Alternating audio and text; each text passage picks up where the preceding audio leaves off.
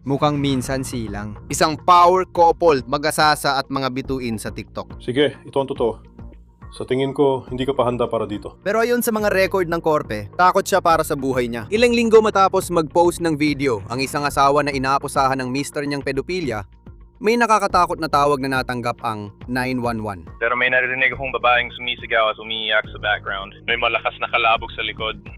Ngayon, patay na pareho sila. Ang ating mga natutunan tungkol sa sinasabing insidente at mabibigat na paratang na hinarap niya bago ang karahasan sa kanyang bahay. Ito ang On The Case, hatid ng Law and Crime. Ako si Chris Stewart.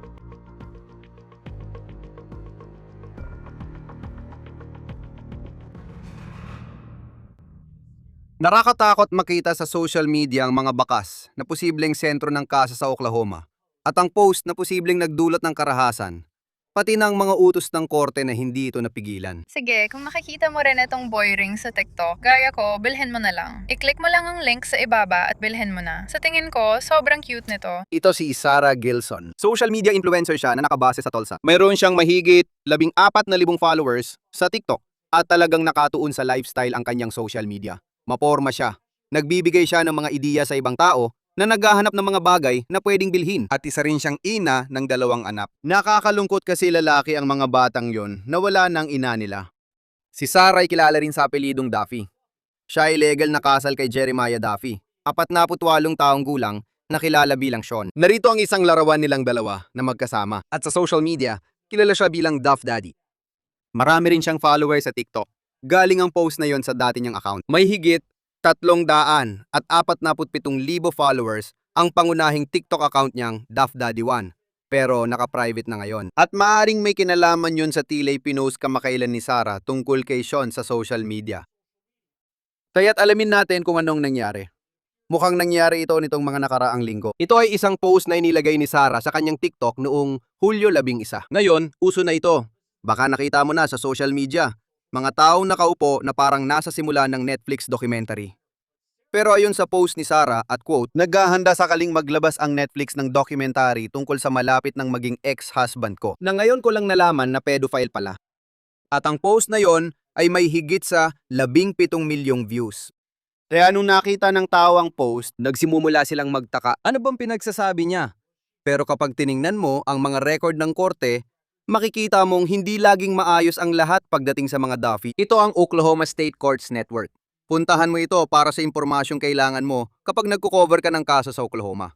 Depende rin ito sa county. Mahirap kumuha ng dokumento mula Oklahoma, lalo na kung nasa labas ka ng estado. Pero ang OSCN ay may sapat na impormasyon sa harapang pahina ng mga kaso.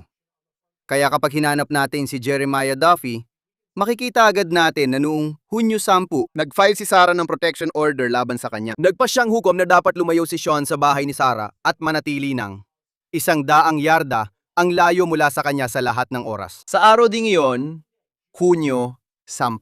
Isa pang babae ang nagsampa ng order ng proteksyon laban kay Jeremiah Sean Duffy. At sa utos na yon, nagpa siyang hukom na kailangang manatili si Sean ng 100 yarda ang layo mula sa, quote, ang bata at ang tahanan ng bata sa lahat ng oras. Nag-post si Sarah noong Hunyo 20 ng video na ito ng dagat na may mga salitang nakalagay dito nagsasabing, quote, at talagang ginawa niya. Ngayon, mas mahaba na ang caption ng post na yon. Ayon sa pagkakasabi, salamat sa lahat ng sumusuporta. Higit pa sa inaakala ninyo, ang naitulong ng inyong pag-aalala mga dasal at mga gift card. Habang nagluluksa ako at iniintindi ang pinakamasaklap na bagay na may isip, nakatuon lang ako sa aking mga anak at ang kanilang kaligtasan at kalusugan ng isip ang pinapahalagan ko ngayon. Hindi kami ayos.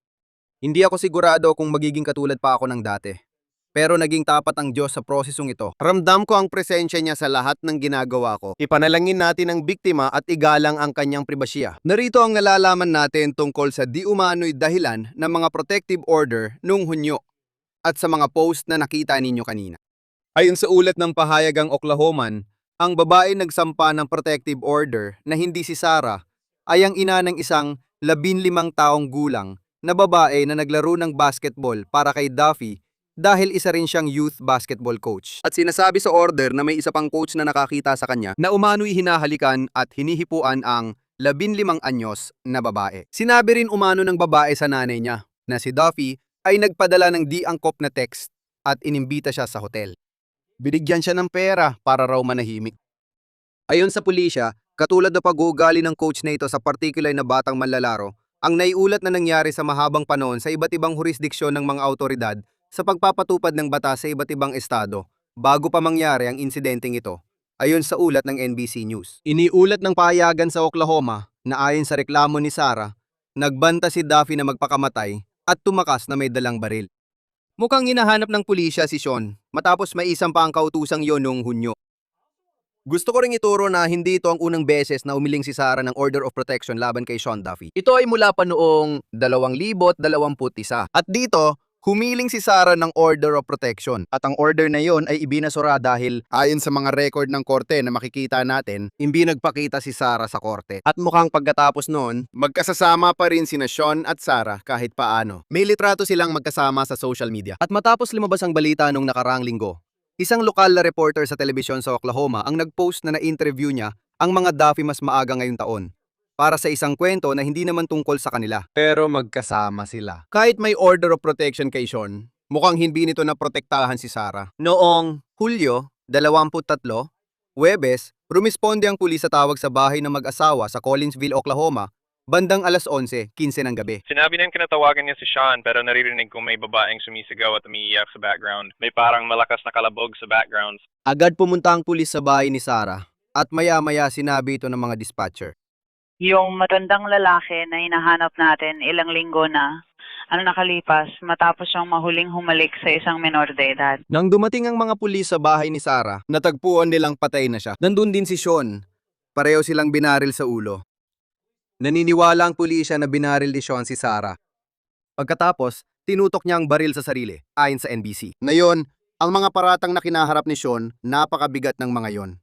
Kaya baka nagtataka ka kung bakit siya ay malaya pa at hindi nakakulong kahit may mga kaso siyang kinakaharap. Ayon sa NBC News, si Sean ay miyembro ng tribong Osage at ang di umano'y pang-aabusong sexual ay nangyari sa lupain ng tribo. Ibig sabihin, walang jurisdiksyon ang mga lokal na autoridad sa kaso. Ayon sa pulisya, ipinasa nila sa tanggapan ng US Attorney ang kaso para sa reklamong malaswang pangmumulestiya sa isang menor de edad. Sa pahayag na ipinadala sa media, sinabi ng pulisya, ang insidenteng ito ay itinuring na isang major crime sa ilalim ng Federal Major Crimes Act sa Indian country. Ipinadala sa tanggapan ng US Attorney ang ulat ng malaswang pangmumulestiya sa menor de edad para sa pagsusuri na winawakasan ng jurisdiksyon ng Owasso Police Department sa iniulat na insidenteng ito. Ngayon, may mga nakakakilala na rin sa mag-asawang ito mula sa magkabilang panig. Inakusahan nila si Sean na may madilim na nakaraan. Ayon sa dating asawa niya sa TMZ, ilang beses siyang tinakot ni Sean sa loob ng 20 taon nilang relasyon. Sinabi niya na naranasan niya ang karahasan. Ayon sa ulat, si Sean ang gumaril at pumatay kay Sarah bago ibinaling sa sarili ang baril. Sinabi niya na nakakagulat ito, ayon sa TMZ, pero hindi siya nagulat. Naniniwala siya na hindi lang ang TikTok post na inaakusahan siyang pedophile ang sanhi ng nakamamatay na karahasang ito, kundi may ugali ring madaling magselos si Sean. At ang ideya na iiwan siya ng kanyang partner ay isang bagay na hindi niya matanggap. Ngayon, nagsalita sa People Magazine ang dating asawa ni Sarah na ama ng kanyang 2 anak. Sabi niya, naipit siya sa relasyon na parang normal lang ang domestic abuse. Sa loob ng maraming taon ko na siyang pinakiusapan, nalayuan siya. Nagalok akong tumulong sa kanya sa abot ng makakaya para makalayo siya sa kanya. Pero parang may control siya sa kanya at hindi siya makaalis. Iyan ang sabi ni Lyle Landers sa People Magazine, 2 araw bago siya namatay. Nag-post si Sarah sa TikTok. Ito na ang huli niyang post. Nasa unahan siya ng bangka, nakatanaw sa tubig, umaasang hindi na siya muling matagpuan ng F-word na yon. May GoFundMe page na nangangalap ng pondo para sa 2 niyang anak. At nakasaad doon bahagi ng sinabi, si Sarah ay isang kahangahangang ina. Ang kanyang mga anak ang sentro ng kanyang mundo at lahat ng ginagawa niya ay para sa kanila. Mahal na mahal niya ang kanyang mga anak. Nagsikap siya ng husto para matustusan sila. At nangarap siyang mabigyan sila ng pinakamagandang buhay na posible. Kasama natin ngayon si Jack Rice, isang abogado ng depensa sa mga kasong kriminal, dating tagausig at dating opisyal ng CIA upang talakayin ang kaso. Salamat sa iyong oras. Alam mo, sa mga ganitong kaso na may protective order, at malino na may ilang protective order lang nitong nakaraang buwan, tapos nakita kung paano ito nangyari. Ito ay labis na trahedya na hindi kayang ilarawan ng mga salita bilang dating taga-usig. At kahit nasa panig ka na ngayon ng depensa, Nakakakita ka ng mga kaso ng karahasan sa tahanan. Ano ang pinaka namumukod tangi para sa iyo batay sa mga nailaad sa ngayon tungkol sa nangyari kina Sean Duffy at Sarah Gilson? Ito ay brutal. Ibig kong sabihin brutal ito at ayokong sabihin inaasahan, pero kung titingnan mo ang estadistika ng domestic assault at domestic violence, at base sa estadistika kung kailan ito pinakadelikado, ito ang sandaling yon. Pinag-uusapan natin ang ika-10 ng Hunyo. Nang bigla siya nagpa siya kumuha ng OFP, isang order para sa proteksyon. Dahil noong ika-siyam. Sabi ng pulis, mukhang kakasuhan talaga siya ng pangmomolestya. Nadesisyon siya noong ika-10. Siyang ka parang, kumari kong gamitin ang salitang hinihila ang gatilyo, dahil dito nagiging delikado. Ayon sa estadistika, makikita mo ang epekto nito sa bansa. Napansin natin na makikita mo rin lalo na sa pagpatay sa mga kababaihan. Makikita mong halos kalahati sa mga pinapatay ay pinapatay ng sarili nilang asawa o kinakasama. At kung tingnan mo ang mga numerong yon. Halos kalahati sa mga iyon, nangyayari ito kapag nagpasya silang umalis. Ganun ito kadelikado. Tingnan mo, umaabot sa libo-libo ang bilang. At dun mo maiintindihan na ito ang sandali na pinakamahalaga. Iyan ang hirap na dinaranas ng sistema ng katarungang kriminal. Magiging isa lang ba ito sa karaniwang kaso na maghihiwalay ang magkabilang panig at magpapatuloy sa buhay? Ganun bang mangyayari? O magiging ganito ba ito? May mga hukom sa buong bansa tulad sa Oklahoma na kinakaharap ang problemang ito. Sa tingin ko, kung babalikan ko, noong 2021, nag-file si Sarah ng protection order pero na-dismiss ito dahil hindi siya dumalo sa court hearing. Mukhang nagpatuloy pa rin ang kanilang relasyon. Nakakalungkot dahil sa dami ng ganitong kaso, parang hindi talaga, alam mo sa ilan sa mga relasyong ganito, hindi naman laging masama. May mga magagandang sandali at may mga hindi maganda. At pagkatapos ay may mga madidilim na sandali. At minsan, may pagkakataon na nahihila ulit ng isang-isa pabalik sa relasyon na yon. Mahirap lang isipin pag binalikan ang 2021 na may nangyayari noon. Pero sa huli, nagkaayos pa rin sila. At parang ano bang magagawa ng legal na sistema kung may isang tao tulad ni Sean Duffy na base sa nakikita natin sa kwentong ito ay isang marahas na tao.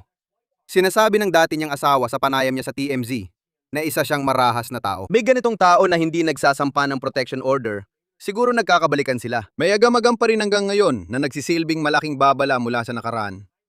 Alam kong walang sagot sa tanong na ito ngayon, pero kapag tiningnan ang kaso, parang ano pa kayang pwede sanang gawin para maprotektahan ng babaeng ito? Oo, yan ang malungkot dito. Alam mo, Chris, isa sa mga bagay na ginawa ko sa paglipas ng mga taon ay nagturo ako sa mga abogado kung paano irepresenta ang mga kliyente na mag-a-apply para sa OFPs, mga utos para sa proteksyon, o pagharap sa usapin ng utos na bawal ang anumang pakikipag-ugnayan. Sa madaling salita, ang legal na sistema ang naghihiwalay sa dalawang tao. At isa sa mga bagay na paulit-ulit naming nakikita ay ang dami ng trauma na nararanasan ng isang tao. Paano mo nga ba makukuha ang OFP sa simula pa lang? Ilan sa mga iyon ang binabawi bago pa sila kumuha ulit ng panibago o panibago pa? Palaging ganito, pero ang problema mo, syempre, ay gusto mo ba na ang hudikatura, ang legal na sistema, ay makialam at sabihin sa isang biktima o nagrereklamong saksi, depende kung paano mo ito tinitingnan. Gusto mo bang pumasok ang korte at sabihin, ikaw ay isang adulto pero napagdesisyon na namin mas alam namin ang tama kaysa sa iyo? Gusto ba natin yon? Kita mo, dun nagkakatalo. Yun ang nakakainis na sitwasyon. Hanggang saan mo gustong umabot ang sistemang panghukuman sa pagsasabing, mas alam namin kaysa sa inyo? Iyon ang nagpapahirap dito. Tama.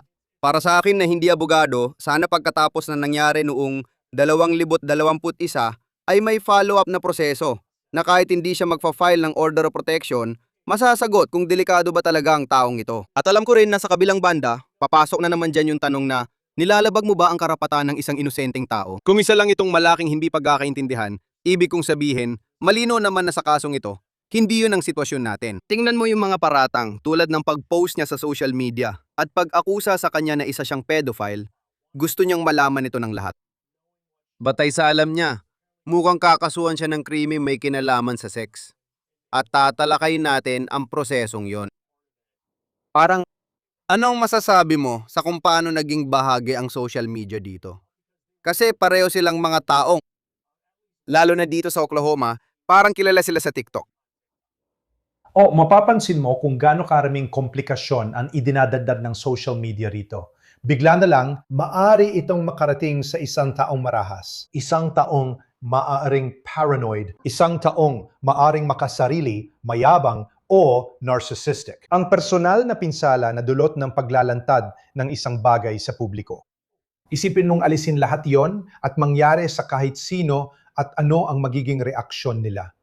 Ngayon, dagdagan natin ang iba pang katangian ng isang tao at tingnan kung paano ito makakaapekto sa kanila. Maaring yon ang maging mitya na magsimula nito.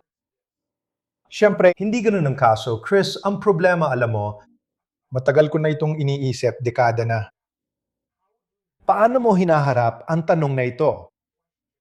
Alam mo, kapag iniisip natin ang isyong ito, tandaan, dalawang bagay ang sabay na nangyayari. Ang OFP ay isang sibil na usapin. Hindi ito isang kriminal na usapin. Kaya sa madaling salita, kapag may taong humingi ng OFP o utos ng proteksyon, pumupunta sila sa korte at sinasabi na may mga dahilan sila para lumayo sa kanila ang taong ito. Pero hindi ito dumadaan sa criminal court. Ibig sabihin ay may isang independenteng tagahatol na kasama ang isang pulis o mga pulis na sangkot mismo sa investigasyon. Siguro ang tanong ay, kapag humingi ka ng OFP, dapat ba o dapat bang maging dahilan ito para otomatikong makialam ang pulis para imbestigahan ito bilang posibleng pananakit sa loob ng tahanan, pananakit sa loob ng tahanan laban sa kanya, laban sa mga bata, sa anumang anyo. Dapat ba na ito mismo ay otomatikong mag-udyok o magtulak sa pulis na makialam kahit hindi siya humiling? Siyempre, narito ang kabilang panig niyan. Kung gagawin nila yun ng otomatiko, mapipigilan ba noon ng ilang tao na humingi ng OFP sa simula pa lang dahil alam nilang bigla na lang makikialam ang pulis sa lahat ng bagay? Maring na maaring lumala pa ang sitwasyon. Nakikikita mo ba ang suliranin na kinakaharap natin dyan? Oo. Hindi kasi sa ganitong kaso, madaling makita sa huli na lahat ng ito ay babala. Parang puro ito mga pagkakataon na sana ay may aksyon at naikulong sana ang lalaking ito. At saka maiisip mo rin yung batang babae na biktima sa kaso ng krimeng sexual. Yung malaswang pagmumolestya sa menor de edad. Na yun sanang ikakaso sa kanya. Bago tayo magpatuloy, halimbawa, kung may lumabag sa order of protection, ano karaniwang parusa doon? Halimbawa, kung hindi ito nagtapos sa ganitong paraan, si Sean Duffy ay pumunta sa bahay niya na nasa loob ng 100 metro o yarda na hindi niya dapat lapitan. Ano kaya ang magiging parusa doon? Magkakaiba ang bawat jurisdiksyon. At ito ay sa Oklahoma. Pero isipin natin kung paano ito tinitingnan sa buong bansa kung lalabagin niya ang utos ng proteksyon na yon. At minsan ay nangangahulugan na kailangan mong manatili ng 100 yarda ang layo sa akin. Maaaring hindi mo ako pwedeng tawagan, hindi mo ako pwedeng i-text, hindi mo ako pwedeng padalhan ng kahit ano sa Facebook, hindi mo pwedeng gawin ang kahit ano sa Instagram. Ibig kong sabihin, maaaring paglabag ang alinman sa mga iyon. Kapag nilabag nila, otomatiko na itong nagiging kasong kriminal.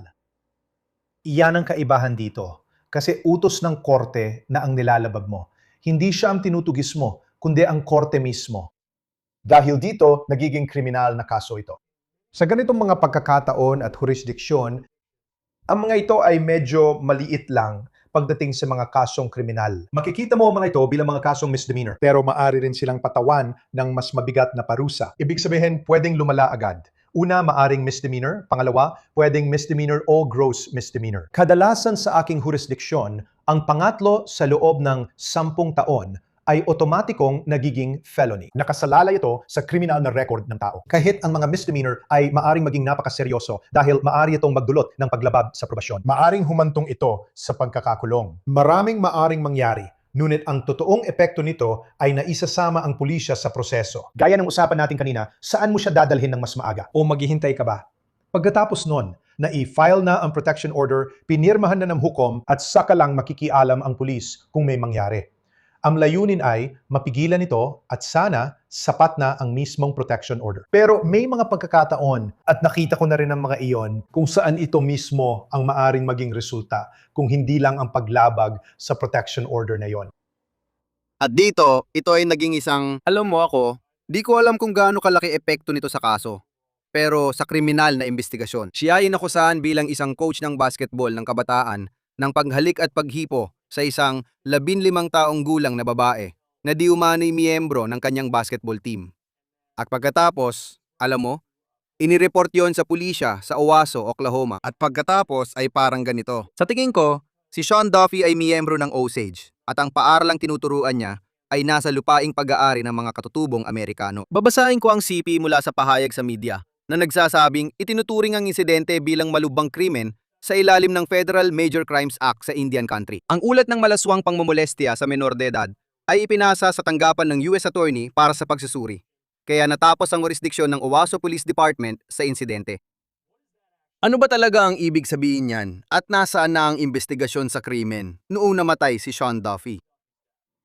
Tama. Kaya pag-isipan natin kung sinong may kapangyarihang mag-usig. At iyan talaga ang tanong. Halimbawa, kung ikaw ay nasa estado ng New York, ibig sabihin ito ay maaring sa lokal na jurisdiksyon o maaring sa antas ng estado sa pangkalahatan, maliban na lang kung ito ay isang federal na krimen. Kahit ganun, papasok pa rin ang mga federal na otoridad.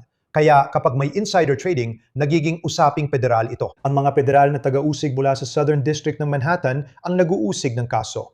Posibleng ganoon ang mangyari. Pero pag lupain ng mga katutubo ang usapan, nag-iiba ito. Ngunit ito rin ay usapin ng jurisdiksyon. Sa ilang paraan, parang katulad din ito ng nabanggit kong insider trading, ang meron tayo dito ay isang tao na miyembro ng isang tribo. At nangyari ito sa lupain ng mga katutubo, ibig sabihin ang tribo ang may jurisdiksyon. At base sa kung paano ito naayos, karaniwan sa buong bansa, minsan may organi, mayroong. Mayroong ilang kooperasyon sa pagitan ng mga tribong Indian at namistado. Pagdating sa maliliit na kaso, pwedeng simpleng kaso lang ito, gaya ng DWI o pagmamaneho ng lasing. Karaniwan, may kasunduan na sa lokal na jurisdiksyon ito. Kung hindi man ang tribo mismo ang nag-uusig, tama? Pero kapag mabigat na krimen tulad ng sexual assault o pangmomolestya ang usapan, doon na mismo ang mga federal na otoridad. Ang opisina ng taga-usig ng US ang nagpoprosekuta. Pero hindi ibig sabihin nun na hindi na sana nasangkot ang pulisya sa lokal na antas pagdating sa pag-usig sa kanya.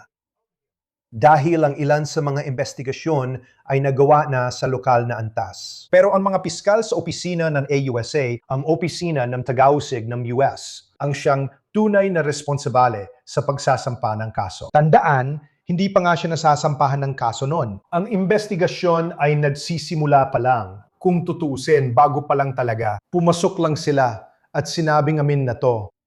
Kami ang mag-uusig dito. Ganyan ang ginagawa nila lalo na sa mga kaso ng sexual na pag-atake. Nangyayari rin ito sa child pornography dahil tumatawid ng hangganan ng estado at nagiging federal na kaso. Sa kasong kriminal, may 15 anyos na biktima na hindi dapat makalimutan dahil matindi ang trauma niyang naranasan based sa mga paratang laban kay Sean Duffy. Patay na siya, kaya hindi na siya pwedeng maging akusado sa kaso.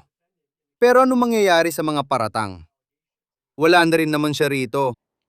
Pero ano pa ba ang pwedeng gawin para sa isang taong dumaan sa ganong karanasan based sa mga paratang sa kasong ito? O talagang mabigat ito dahil biktima ang batang babae na ito. Siya nga. Iyan ang sagot. Wala talagang kasong kriminal. Tapos na talaga ang kasong kriminal. Hindi pa ito kailanman isinampa. Ano pa ang magagawa niya? Sa tingin ko, sa totoo lang, ang tanging magagawa niya ay magsampa ng kaso. O kaya, ang pamilya niya ang magsampa ng kaso laban sa estate ni Duffy. Yun lang ang magagawa nila. At sa ganung paraan, makakakuha siya kahit papano ng kaginhawaan, ng siguro gamutan, siguro ng anumang makakatulong sa kanya para makausad at malampasan ang mga pagsubok na haharapin niya ngayon. Dahil sa kanyang kahit paano sa mga paratang sa ginawa niya. Oo, at makikita natin kung ano ang susunod na mangyayari, kung meron man. Ibig kong sabihin, wala talagang duda. Isa talaga itong napakasamang, napakakakilabot na kaso. At mahirap talagang pag-usapan ang tungkol sa domestic violence pagkatapos ng lahat. Lalo na kapag nakita mong may mga malinaw na senyales na may problema sa ugali niya. Pero umaabot na sa ganitong punto. Napakasama talaga ito. Jack Rice, abogado sa depensang kriminal, dating piskal, at dating opisyal ng CIA. Laging masaya na nandito ka sa Law and Crime. Salamat sa pagsama sa amin. Salamat. Dito, nagtatapos ang On The Case mula Law and Crime. Mag-subscribe sa YouTube at Spotify at nakastream din kami sa Peacock. Ako, si Chris Stewart. Magkikita tayo muli sa susunod.